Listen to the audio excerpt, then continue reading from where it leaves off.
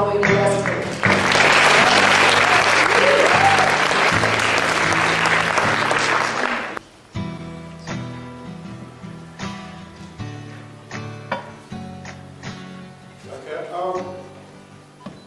I'll start by speaking in Chinese, in Mandarin.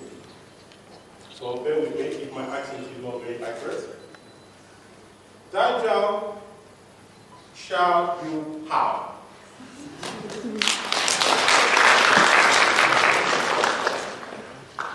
我叫 Zen Zinda. Apparently that's my name. And apparently it means, my first name Justin means two things in Chinese. Zhen, the first part, means handsome. And Xie means smart. I call Professor Chu Xianglu, who is not with us today, the Dean of the Chinese College of Languages and Culture, saying at the opening ceremony that he was the oldest man in this room. Now, you also know, thanks to my Chinese name, that I am the most handsome person in this room. On serious notes, on behalf of all students on the study trial program, Easter 2010, I would like to thank all the organizers of this tremendous, life-changing, and once-in-a-lifetime event. Before I continue with my thanks, before I continue my message of thanks, I would like to apologize in advance if I do not pronounce your names correctly. First and foremost, our thanks go to all the distinguished guests, to Professor Xu Xianglu, who is not here today, to Professor Liu Shangchen, head of Beijing Normal University and chairperson of the university committee, Professor Chang Henshin, head of the Confucius Center, and Professor Paul, who is not here today, Dean of the Faculty of Humanities from Manchester University. And you cannot forget Andy Taylor, is with us today here, also from Manchester University. Without your determination and effort, this program will simply not succeed, let alone exist. Second, our thanks go to our hardworking language teachers of Mandarin. Myself being a teacher for more than 16 years in England, I can easily understand how hard it was for you teaching us. I am sure teaching us was, like we say in the United Kingdom, trying to get blood from stones. There is no secret about it. British are not good at learning foreign languages. I'm sure we all agree on that. A huge thanks for being patient with us, to our teachers. Thank you.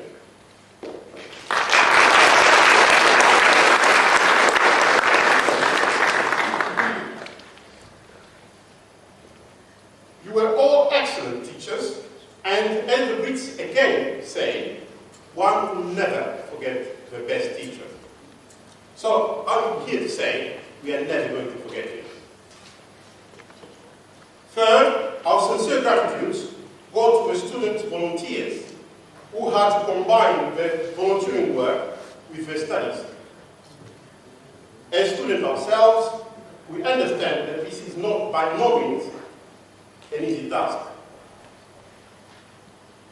We'd like to keep in touch with you, so please make sure you have our contact details this evening when we meet again for the last time before we leave Beijing. That is, if we are able to leave at all, considering the situations in all major airports in Europe. Last but not least, our thanks go to everyone, including the Chinese and UK governments, who behind the scenes worked very hard to make this successful exchange program possible. We have learned a great deal about the Chinese people and culture. We have had a heck of a time in Beijing, and we have come to love the city, the Chinese people, not to mention the food, of course.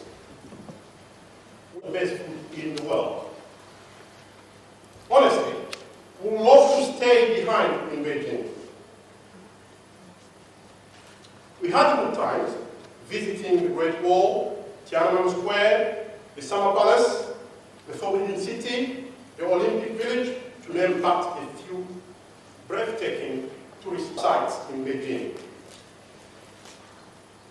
Some of us have decided we will come back to Beijing to see you again. The Study China program, as far as I understand it, is not all about learning Mandarin and having a good time in China. There is more to it than meets the eye.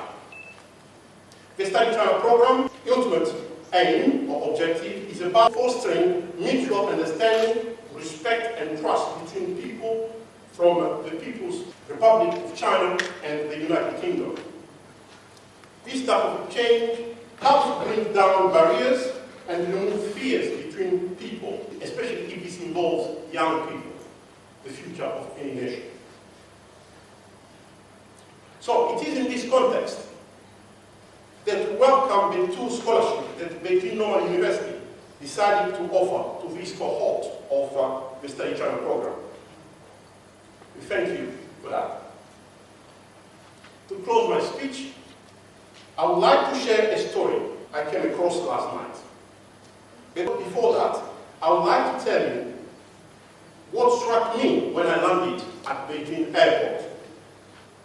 On my way to collect my luggage, I was looking at some of the many wonderful posters on the wall at the airport. One of them simply said, "One world, one dream." Now, coming back to my story. Last night, I was having dinner with one of my newly found Chinese friends. In response to the communication difficulties we were having because of the language barriers, she said something very fascinating to me. She said, "I have got a dream." I asked, "What is your dream, miss?" She replied, "I hope one day the whole world will be speaking only one language." As you can understand, curious to know what that language would be, I asked, "What language are you hoping the whole world to speak?" Can you all guess the answer? I couldn't. She said that language should be,